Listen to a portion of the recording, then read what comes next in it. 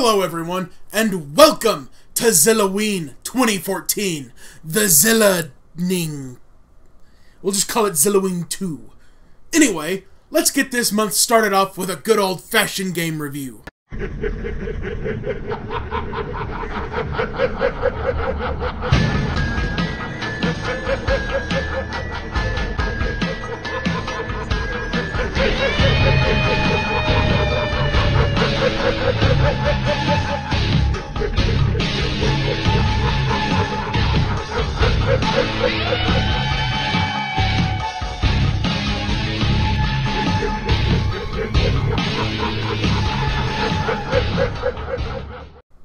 So, what are we going to review? Well, I decided to play a game that brings out a very special memory from within my heart. And by very special, I mean something you may want to delete if science can ever configure the human brain to selectively delete memories. Yeah. Anyway, so it was a very quaint Thursday afternoon. Me and my older brother were playing at my grandmother's house when she comes out and says, "Hey, would you kids like to go to Chuck E. Cheese?" And being 6 and 8, of course, we flew right off the handle and into the car. So we go, we have fun, we're eating, and while we're over there playing the arcade, I get the need to go to the bathroom, as a child would do. Now, I'm rather independent. Obviously, I don't ask my grandmother. I say, "Hey, I'm going to the bathroom." She says, "Okay." Now, it being a Thursday afternoon, the venue wasn't exactly full, so the animatronic band was only active about every hour or so. I think we only saw it play about twice that day. So on the way back to the bathroom, it goes down this really long hallway.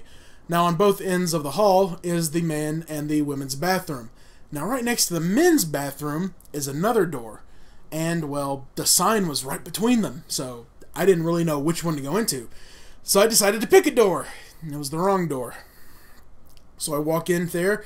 It's this very dark room, and as soon as my eyes can adjust, I see the animatronic band in this really dark room, and really there were just beams coming from behind the curtains, glowing on their faces.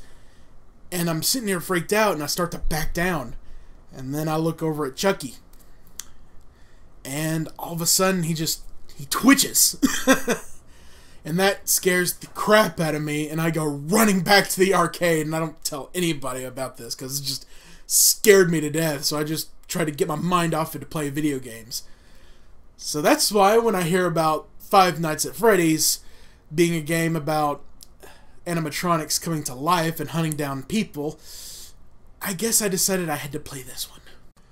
So the story is simple. You've been hired as the nighttime security guard for Freddy Fazbear's, a family pizza place. And the animatronic band of Bonnie, Chica, and of course Freddy, with the occasional and very unwelcome appearance by Foxy, all come to life at night and roam the restaurant of their own free will. You have to make sure that they stay away from you by checking the cameras and making sure they're not trying to get into the office. Everything you do uses up your very limited power source, so use it wisely. If they find you, they'll think you're an endoskeleton out of a costume, and, well, let's just say they don't take too kindly to that. Now, the game is actually pretty bare bones. Learning what to do is relatively simple. You just have to adapt to the robots getting smarter and more aggressive as the week goes by. And you have to learn to use your electricity conservatively, or else it runs out and you go through this terrible death scene. So, really, I'm just going to focus on talking about what makes this a pretty decent game. First of all, the concept is absolutely terrifying. Robotic mascots roaming freely and completely capable of killing you at the drop of a hat.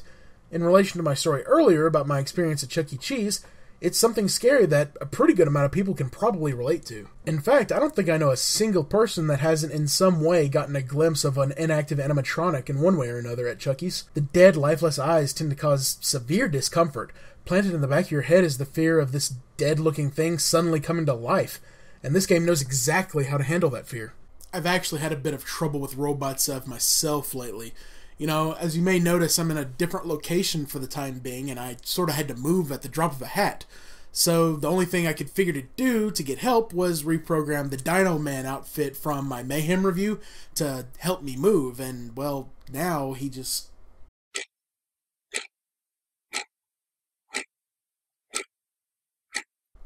He doesn't seem to want to leave. And I can't really find a way to turn him off now. But it's fine. I'll figure something out. Another thing this game has going for it is the increased difficulty as each night goes by. Nights 1 and 2 are gimme missions, 1 getting you familiar with the controls and how the power works, and 2 introducing you to Foxy and telling you how to deal with them by keeping your eye on Pirate Cove and being quick about closing the office should he not be there all of a sudden. On night 3, however, Freddy finally comes out to play, and he is a grade A cheater. Moving around when you're busy with other robots, he has a tendency to sneak into the office and doesn't seem to appear in the window like the other two before he attacks. Nights 3, 4, and 5 are pretty brutal. You can afford very few misuses of your power before it being a guarantee that your power goes out. If it goes out late enough, the song can carry over to 6 o'clock, letting you survive the night. But too soon, and you're toast. Now, with all that being said, there is a very big drawback with this game, and that is that the scares and the replayability are extremely limited. I mean, really, every time you die, you just get the same jump scare, and after a while, you just get bored of it, and unfortunately, that's what happens here. You can even master the game to a point to where you just focus on your doors and check Pirate Cove every now and then to keep Foxy at bay. So what is my final verdict on Freddy's? Well, it's fun for a good while and pretty challenging. Learning the robot's pattern is not easy and comes with time. Getting through the week is very satisfying. And listening to the guy on the phone each night is a very good form of storytelling and shows you how messed up Freddy Fazbear's actually is, and not just because of the robots. If it's one controversy in gaming I care to speak on, it's basing a game quality off of its price. And here I can honestly say that this is $5 very well spent. Despite its limited replayability and limited scares, Five Nights at Freddy's is definitely worth the playthrough. One thing we didn't touch on very much was that after the initial 5 nights, you unlock a brutal 6th and 7th nights, and they're extremely difficult. But if you manage to complete them, you get fired for refusing to die, I guess. Anyway, that's all I really have to say about this game. Check it out, and stay tuned for more Zillaween. Dismiss!